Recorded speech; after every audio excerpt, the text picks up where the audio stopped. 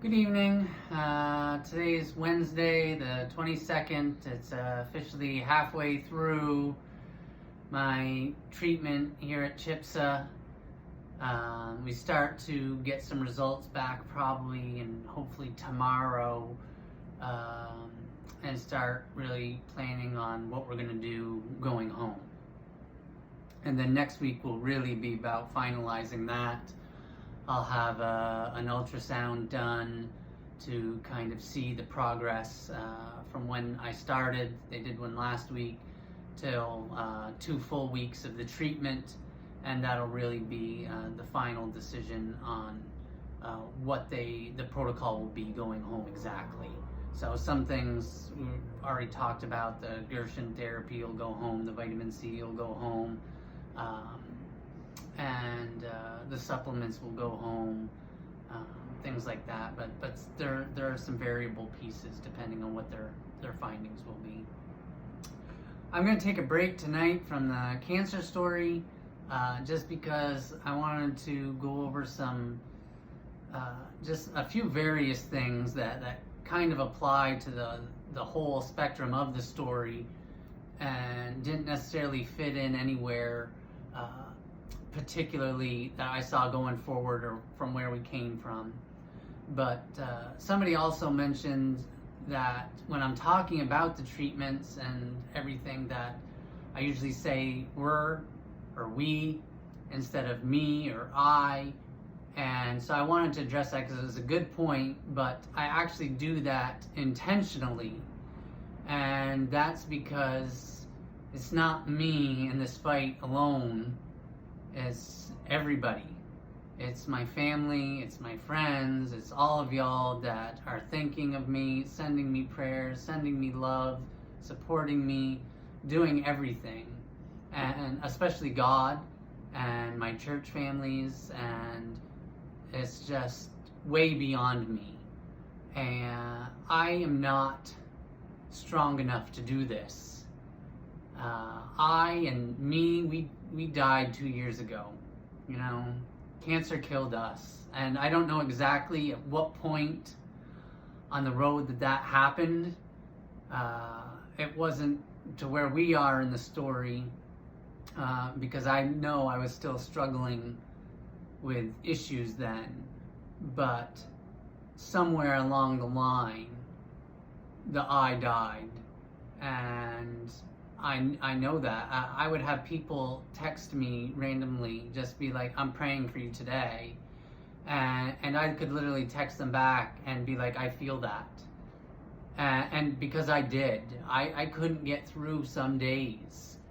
And I would be struggling and somebody would tell me that they were praying for me, and I would feel the difference immediately.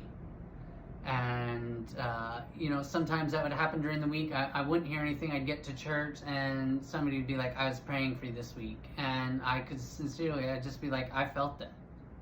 Your prayers help. They work." And I feel like all of the prayers collectively have turned God's ear towards us and his eyes back towards this situation.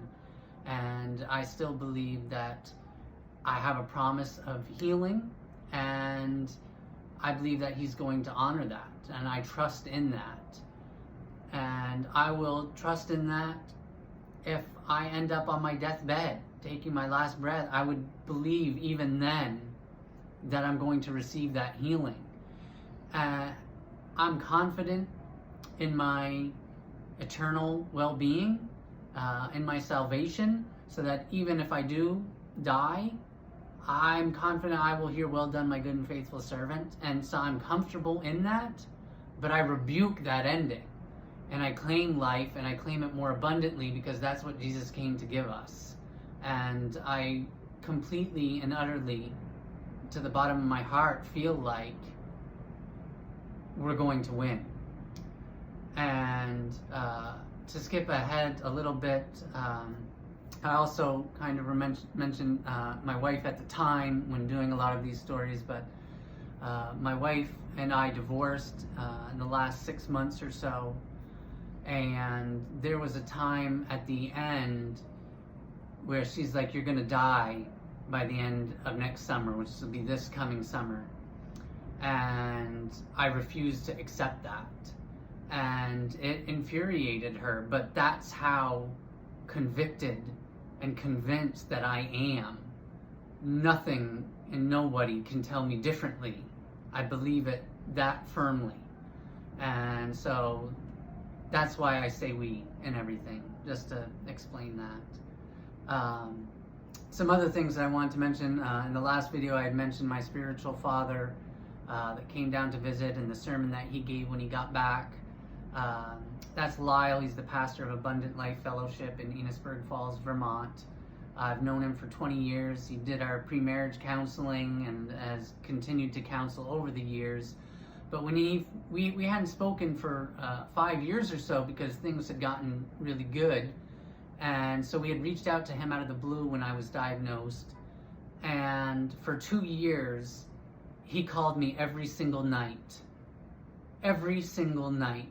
to see how I was doing and to reassure me, because he's a cancer survivor himself. And he would ground me. He'd be like, that's the chemo. That's where you are in the process, you know. And he would pray for me every night. Like, he's my hero. You know, some people have said you're my hero. Believe me, I'm not. But he's my hero because he's stood in the gap for me and interceded for me. And he's more than a spiritual father. He's an earthly father figure to me. And, you know, I don't think I could ever tell anybody how much he's come to mean to me and to my family as a whole, too. So I just wanted to share that. And then I've mentioned a couple of times all the pills that I was on when I started the chemo. So I just kind of wanted to give you an idea of what that was like. So when we first actually started treating things in October, I was put on a nausea medicine, Zofran. I was put on an anti-vomit medication. I don't even remember the name of it. I never really had a problem with vomiting, so I didn't really take that. I tried it to see if it helped with the nausea, but it didn't do anything. I just went with Zofran until I got well enough in the treatments that I didn't even need that either. They prescribed a sleeping pill, lorazepam, which was pretty heavy duty, and I couldn't sleep. I couldn't turn my mind off, and I would go days without sleeping, so I literally needed to take the pill to go to sleep. They put me on an antidepressant, mirtazapine, which also causes drowsiness, so that was also a part of trying to help me sleep better, the two pills combined. I'd take them at night about 7, 8 o'clock, and I was out in 30 minutes. You know, somebody'd have to help me up off the couch and to bed, you know, 30 minutes taking those pills. In December, I mentioned they discovered the blood clots, and I had to start taking a blood thinner. I was on that for about a year, and that was 2 shots every night. I forget the name of the drug now. And about a year ago, they switched me to a pill, Xarelto, so I could stop doing the shots. As part of the chemotherapy, the chemo itself targets all rapidly multiplying cells, so it would also attack my immune system, my white blood cells, and deplete those. So I had to take a shot after each chemo treatment to get my bones to release white blood cells. And I forget the name of that as well. I actually went to look it up, but it's not on my health anymore, so I couldn't find the name of it. And after every chemo treatment, like I said, I got a port installed for the infusion. And after I went through about 3 hours of chemo at the hospital, they would hook my port up to a box that I'd have to wear around my waist. And I'd have to wear it for 48 hours. It was attached to my body for 48 hours. I couldn't remove it until the drug had fully administered. I had to sleep with it. I had to shower with it. One time, I was taking a shower, and I'd kind of hang it on the towel rack or something, but it went crazy. It started ringing and alarming, and it wouldn't stop. And we had to drive all the way to Vandy on like a Saturday morning to try to get them to fix the machine.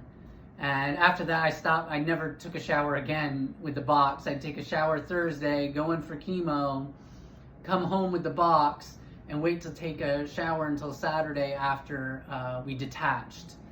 And basically the infusion is it's a needle, goes into the port, and then it had a tube that would run down. The needle was secured by tape, and I couldn't remove it at the time. So I'd have to have my wife Diana peel it off and pull and disconnect the needle and pull it out. And then we'd have to dispose of the radioactive material. They gave us bags and everything, and we'd bring it back. So that was part of the process, going through the whole thing. Some other supplements that I did at the time, Lyle had brought me an herbal viral detox that's made in St. Albans, Vermont, that he'd done when he was on his chemotherapy to help his immune system. It's an eyedropper under the tongue. It's the nastiest thing I've ever tasted. But every day, take a dropper under the tongue. I take a tablespoon of apple cider vinegar. I did a tablespoon of cod liver oil. I had a vitamin C powder. I'd mix it with some orange juice and take that. Did milk thistle supplements, turmeric supplements, probiotics from my general practitioner that were all natural. I would actually put frankincense in my water about once a day, a few drops of essential oil frankincense, and drink that. We'd also apply it topically to my liver. And so that was just that piece was my daily routine. Every day I would go through that. The chemo stuff was more on a bi-weekly basis. I did that every other week.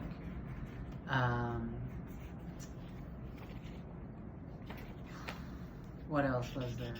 Okay, so with this bag that I had to take home, a couple of times I had it disconnect. Once we were doing some rototilling and it came unplugged and I started leaking chemo all over my body. Had to clean it up, but luckily there was no issue. Another time I was sleeping with the bag, and in the night I must have moved and the needle came out. And when I woke up in the morning, it felt uncomfortable. I just reached for it and I pushed it back in, and it caused chemo to leak under my skin, and the skin just started breaking down, and that was an ordeal to get that taken care of with the doctors. And so that's just a few of the things that happened just throughout the whole story. Some of it's daily, through the whole process. Some of it, the timing, I don't exactly remember on when these things happen, but I just want to take and answer a couple of those questions and give you an idea of what the actual routine was like more on a daily basis. So thank you again for watching, and we'll talk again soon. Bye.